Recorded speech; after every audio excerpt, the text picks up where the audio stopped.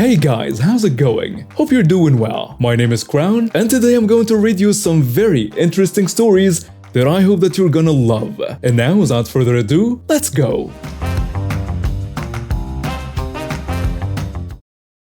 I was accompanying my grandma who needs crutches to walk on her weekly shopping trip. Grandma has always been independent, but since her knee surgery, she's needed a bit of help. As we were browsing the aisles, a woman, accompanied by her son about 10 years old, entered the same aisle. They seemed in a hurry, and the woman was visibly agitated. The son was trying to grab some cereal out of the shelf, and in the process, he accidentally bumped into my grandma. "Oh, I'm so sorry," I said immediately, steadying my grandma. The woman, who I will call Karen for the sake of the story, barely looked our way. "Watch where you're going," she snapped at us, not even acknowledging her son's accident. Grandma, being the sweet soul she is, smiled and said, "No harm done, dear." But Karen wasn't having any of it. "You should be more careful," she scolded. "You're blocking the aisle." I was taken aback by her rudeness. "We're just shopping like everyone else," I replied, trying to keep my cool. Karen huffed and tried to push past us, but the aisle was narrow. In her impatience, she nudged my grandma a little too hard. Grandma lost her balance and would have fallen if I hadn't caught her. "Hey, what's wrong with you?" I exclaimed. Karen turned to us, her face filled with anger. "You should keep that old hag at home if she can't walk properly," she yelled. I couldn't believe my ears. "Excuse me? That's my grandmother you're talking about." Her son looked mortified. "Mom, let's just go," he muttered, pulling at her arm. But Karen was on a roll. "No, I won't be disrespected by some old cripple and her bratty grandkid." And that's when things escalated. Karen, in her fit of rage, pushed my grandma again, this time with more force.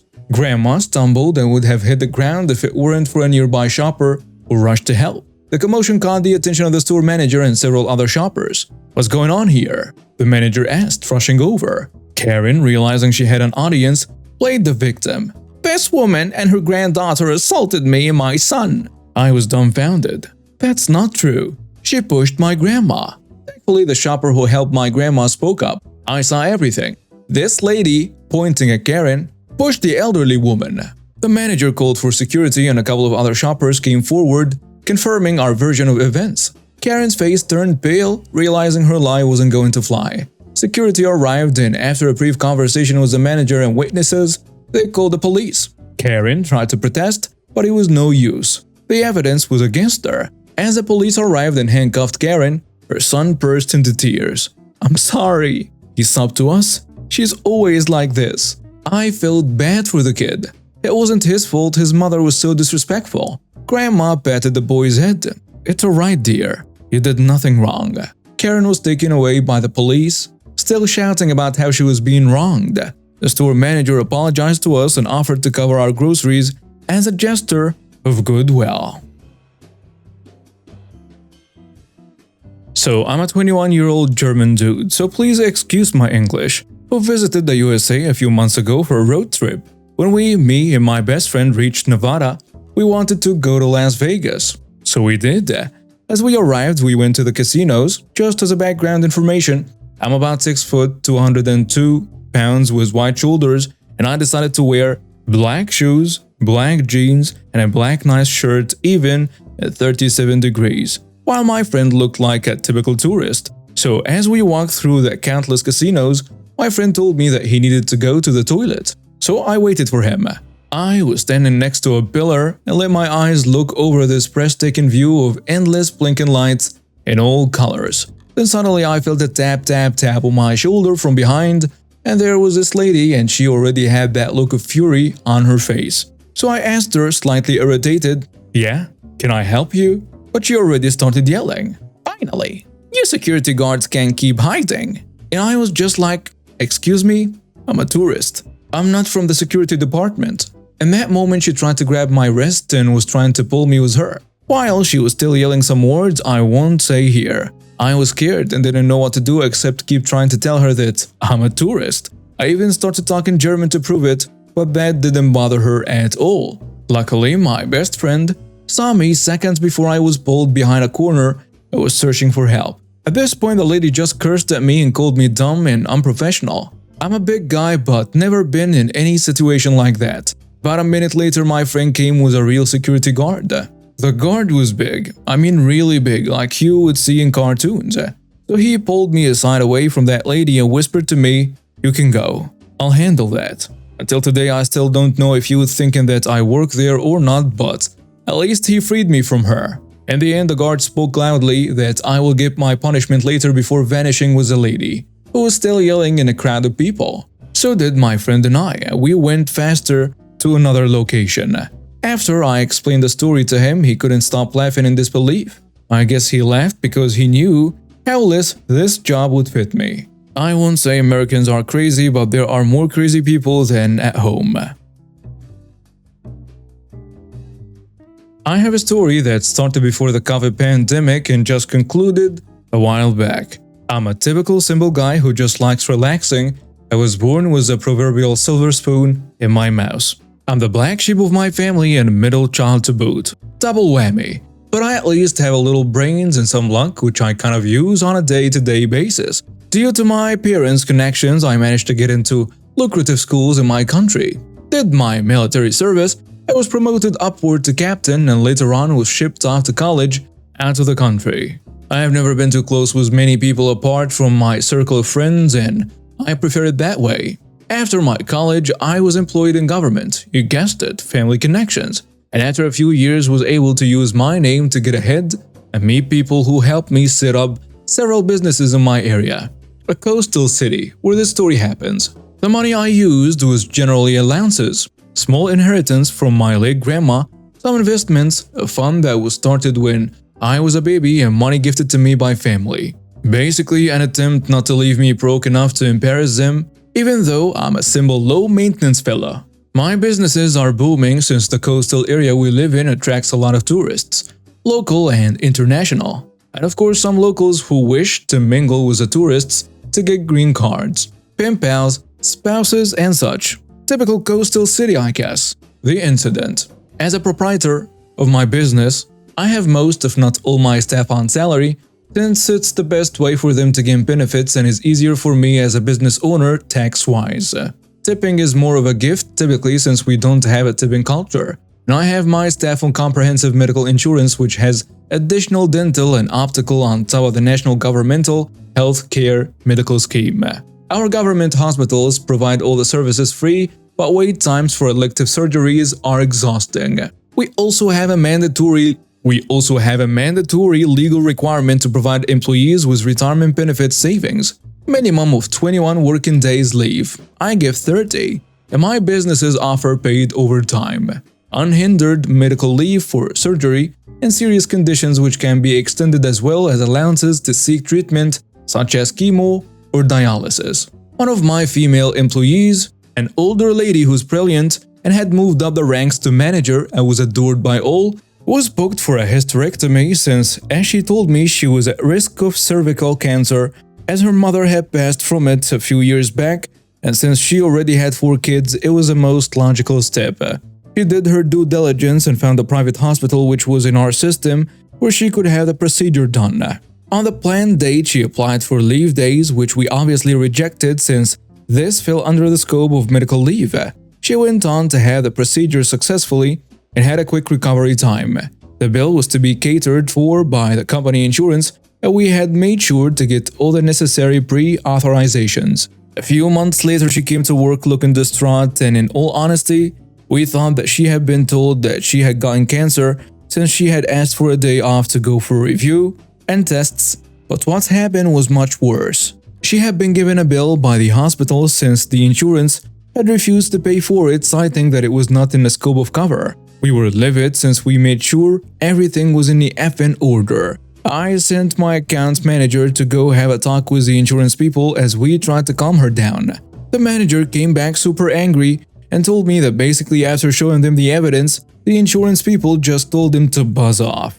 I decided to personally go visit that office and get a clear understanding of what was happening. They kept me waiting for an hour, and even after that, had the audacity to inform me the director from the head office who was in the area had declined to meet me because he was quite unquote busy. I was pissed, so I decided to go to their head office in the capital city. The head office was no help and informed me that they had revised their policy and that it was not covered. I asked when the policy was revised, and they informed me a month prior. I informed them that the surgery was done 5 months prior and we had all the documents. They claimed that it was 12 months retrospective. I inquired why I was not informed of it, since this was big news, and I have held policies with them, and they told me that they had informed their large clients and would inform the other clients when their insurances were due for renewal. I demanded to speak to their boss, company vice president, since the CEO was not around, and they boldly told me he had no time for me, and frankly that, in verbatim, we are a large company and have no time to argue semantics with low-end clients. If you don't like it, you can frankly leave and find a new insurance company. The revenge. If I had been initially pissed, I was full-blown mad. I was livid and filled with rage. In all my years, I may have experienced some disrespect, and I accepted it not to make problems, but this time it went too far. I decided in the heat of the moment to switch everything and be done with them. I flew back home and just plain went to the hospital and settled the bill in full and took the receipt to my employee, who initially insisted that she would do anything to pay me back, but I refused since it was no way her fault, and I'll be damned if she pays for something that was way out of her control. I had a few days to cool down and talked with my directors. The word still itched on my mind. I asked how long it would take us to switch to another insurance. They went ahead and checked out a few large rivals of the insurance we had and discovered that if we switched it, it would take 6 months for the new insurance to provide full coverage. The firm we picked, who I will call New Insurance, offered us a way better deal to the one we had, and not only comprehensive cover, dental and optical, they also included mental health cover, physiotherapy and occupational therapy cover, rehabilitative services, mobility device acquisition, prosthetics and wheelchairs for some of the disabled employees, smart cards for direct payment on outpatient visits, kind of like a debit card, and a dedicated team of relationship managers, death and funeral benefits, and an expanded coverage area plus up to 6 dependents plus spouse cover. It would cost me a little more, but I really didn't care. The people who dealt with us from our previous insurance, who I will call Old Insurance, seemed unfazed that I was pulling my company from them since they thought it was just small business. They looked puzzled when I came in with several people and a few boxes of documents. What they failed to realize was that apart from that one business, which is a restaurant, I had 3 popular bars, a cab company, a hotel resort, cleaning service chain, a building and residential guard service, and several rental buildings in the town and around the country. Their shock was compounded when they were informed by the lawyer just who I am, and the shock, awe, confusion, and panic when they heard my family name was an extremely satisfying sight. Cue the pleading and attempted negotiations and apologies. It was so big that the news reached their head office, who sent not only their director, the one who was apparently too big to see me, but also their chief legal officer, chief financial officer, and president of the company. I somehow also earned a personalized call from their CEO, who was aboard. No amount of sweet talking was changing my mind, and by the end of 6 weeks, we had completely removed ourselves from the old insurance. It was now a waiting game to the beginning of the new insurance cover, and we really hope that no one will become unwell by that time, but we were ready just in case. In that waiting time and after the new insurance commenced, I talked to my friends and my family on one of my holiday visits. My older brother's kids adore me, and my family kind of realized they were a-holes to me and are trying to re-enter my life, and thought that was it. The aftermath. My friends and family took my words and also pulled their businesses from the insurance to other insurances. The company took such a huge hit that when COVID came around, it was a big deal. They were barely floating. They went into receivership soon after and were acquired by the insurance I had moved to, who happened to be their greatest rivals. The directors and CEO were given their golden parachutes and resigned, and most of their employees were luckily retained apart from the senior executives, including the ones who told my manager to buzz off.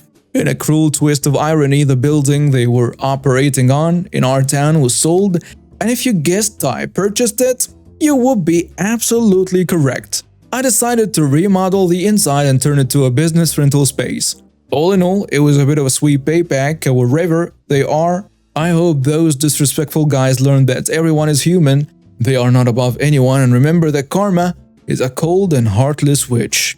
Edit to add, in my post I realized I said that my employee applied for leave, which we rejected since it fell under the scope of medical leave.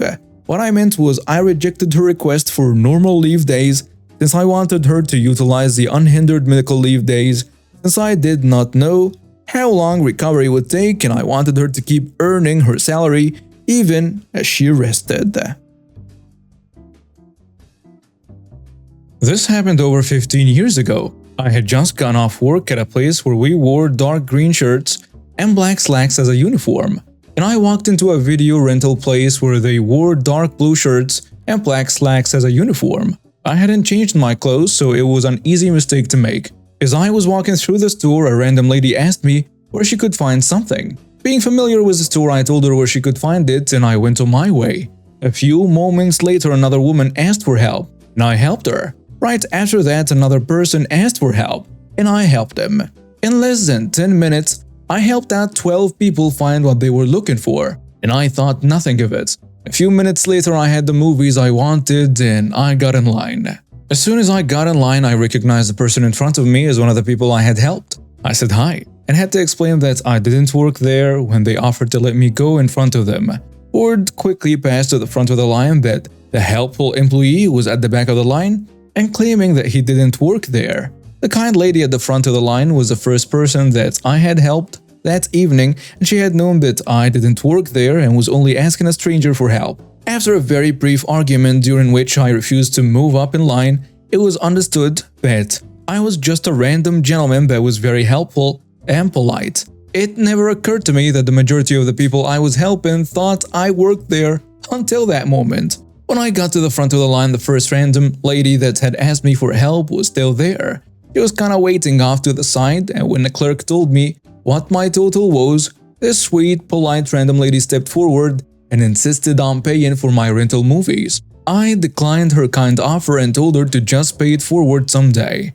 I truly hope she was able to do just that, and I was taught to be kind and pay it forward when you can. It turned out that just being kind and helpful that evening was enough to pay it forward. And now we have reached the end of today's stories. Thank you for watching and see you next time.